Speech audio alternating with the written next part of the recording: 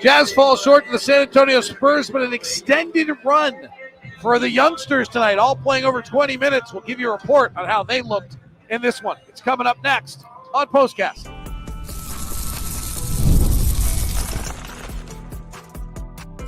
You are Locked On Jazz, your daily podcast on the Utah Jazz. Part of the Locked On Podcast Network, your team every day. Utah Jazz fall to the San Antonio Spurs 126-120. Jazz were without Keontae George, who is doing fine. That injury the other night was scary, but his work has been heavy work. Looked good in practice today. Looked good in the pregame warmups beforehand. No Lowry Markkanen, no Jordan Clarkson, no John Collins, no Patty Mills. So it was a night for the youngsters. Jazz started Collier Sexton, Cody Williams, Taylor Hendricks, and Walker Kessler. Really, I think the headliner on this is Cody Williams. He was really quiet the last few nights, playing extended period of times without shots. Tonight, he got off 10 shots, which is something I said I wanted to see. He finished with 17 points, 5 rebounds, 2 assists.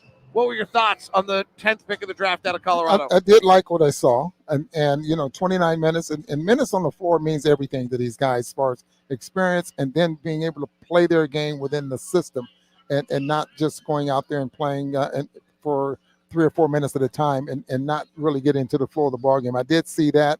I'm still waiting to see the defense, I think, that Will talks a lot about, that he thinks he had the ability to play. He looks casual, and to me, I think it's because his body just moves so fluidly that it almost looks easy at times for him. What's your thoughts on his kind of energy and approach on the floor? Well, as you just mentioned, I knew a guy that played like that, ended up being a Hall of Famer.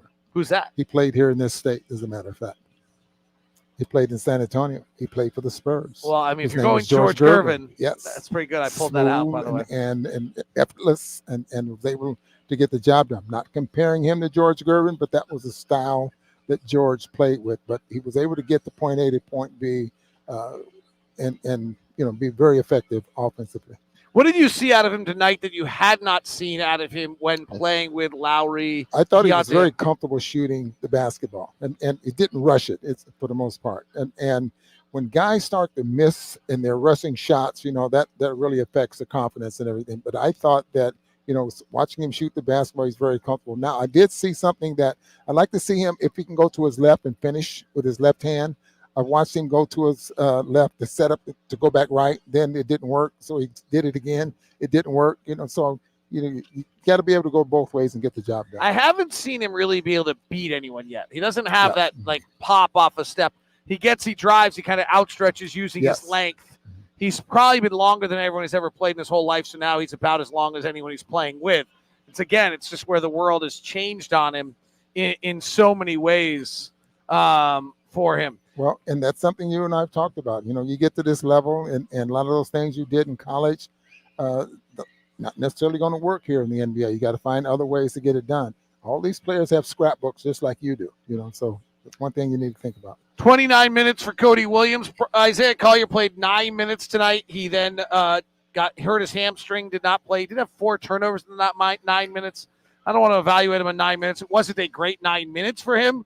But we'll see. Hopefully, hamstring is fine. Brice Sensabaugh, in turn, picked up a lot of time. They threw him back out there at point guard a little bit, which is something he's never done before, and they're trying with him. What do you see in the 27 minutes from Brice? He had 12 points, 4 rebounds, 4 assists, 4 turnovers in this game. I think his confidence is definitely building there as well, because I saw him trying to get to the basket. Obviously, we know he can shoot the basketball, but a little unsure of himself playing the point guard position, meaning making sure that he got the ball up the floor, and not rushing the ball up the floor. And once he gets the confidence, if he's going to play that position where he could bring the ball up a lot quicker, then maybe he can be more effective. But again, David, all these guys just need time out there on the floor for us to evaluate them, and more so in a long period of time. Like we got Cody with 29 minutes tonight, and those are the kind of minutes you need for not only us as broadcasters, but Danny Ainge, Will, everyone else that's watching these kids play. What are they learning about them? We're learning about them, but what are they learning? Like, what's Brice Sensabaugh learning every time he gets on the floor about what he can and can't do? Well, first of all, you got to realize that, okay, you're in the pros now, and all of these guys are there's a reason they're at this level. Until they go around the league and be able to play against these guys 2 or 3 times to the point where tendencies and you don't make the same mistakes. He's going to grow. Like to see him use that big body just a little bit more. Driving to the basket. He's not a very quick, hard driver, but he's one of those drivers that can get there. But he's got to learn how to use his body and take the bumps. The interesting thing is that he bullied the Big Ten in his year at Ohio State. It's hard to bully the NBA. Yeah, very much so. And so, like, he used to just get a slight edge, have that shoulder on you in front, and then he's got you. Right. I don't know that he has figured out how to get that shoulder in front at this level yet and how to hold it there the way we've seen. Just think about some of those guys who get you now. They got you, and I'm going to just dribble on you and hold you back there. He doesn't seem – probably slowing down as part of that, but he hasn't figured out seemingly how to do that yet. Yeah, well, we'll keep evaluating these guys, and from the booth and from game to game, and hopefully those will be those minutes that they need to the point where they're part of that rotation. They know they're going to get 16, 17 minutes a ball game, and they can be very effective out there on the floor. All right, the other one we saw a lot of tonight that we hadn't seen a lot of was Kyle Filipowski. Played 22 minutes tonight.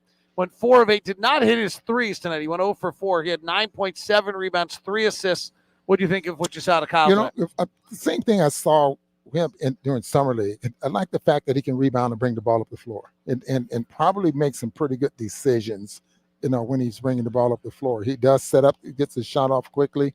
And again, you're going to have nights where you don't get the looks that you want. And so you have to figure out other things in order to make yourself effective out there on the floor. And I'm talking about shooting the basketball, because we've seen him and we've watched him shoot the basketball very, very well. And I'm sure he has the confidence to do those things.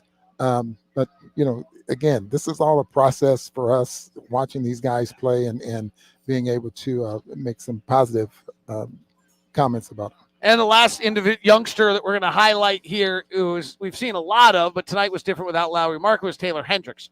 26 minutes, I think that says tonight.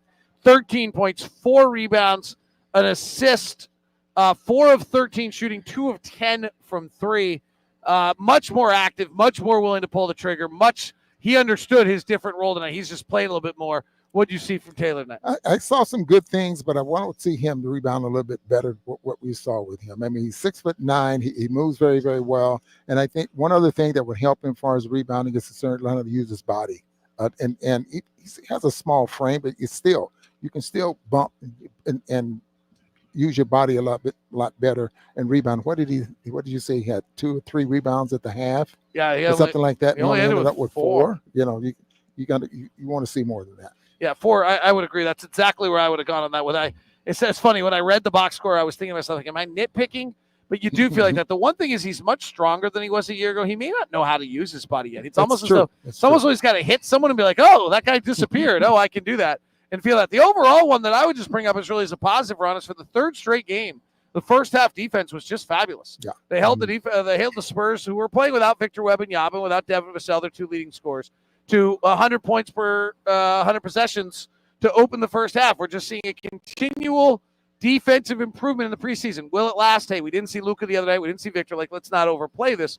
But frankly, they were 30th in the league defensively last year, and there's just some feeling that you've got to begin to build some sort of a defensive foundation that you're going to be able to put together early. And I'm not saying like you're 15th or anything this year. Maybe you're 24th this year, and then you can get to 18th next year with a little more talent. Then you tell the coaches their goal is to put in the beginnings of the foundation of the defense that is going to be the defense that turns when this team starts to really turn it around and win games.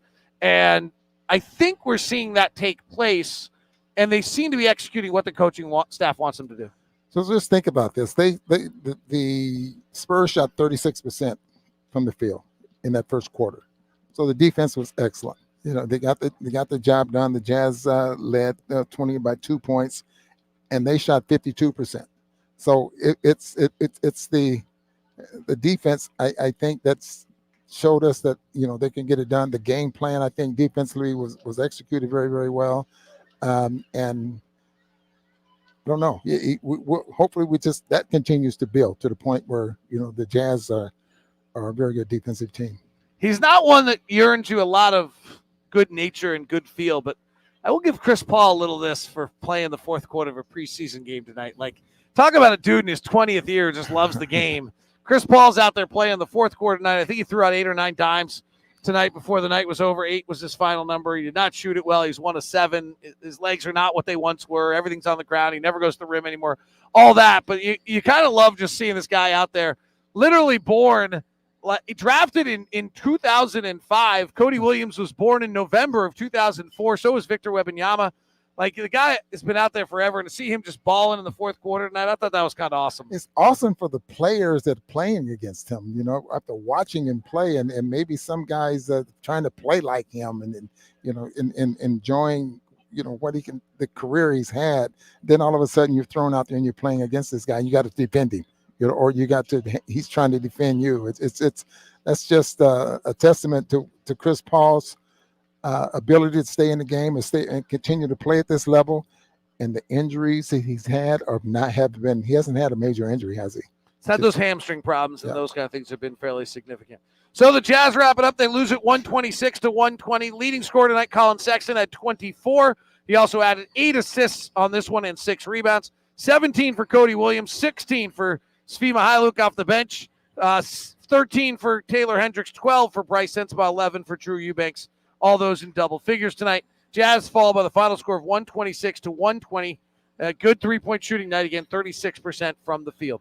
Jazz back in action Tuesday against Sacramento. Wrap up the preseason Friday in Portland. Thanks very much for tuning in tonight. On behalf of Ron Boone, I'm David Locke. Those of you on our YouTube channel, we will send you over to the first ever 24/7 national sports channel, Locked On Sports Today. Those of you on audio, remember, we'll have more Locked On Jazz for you coming up later in the week.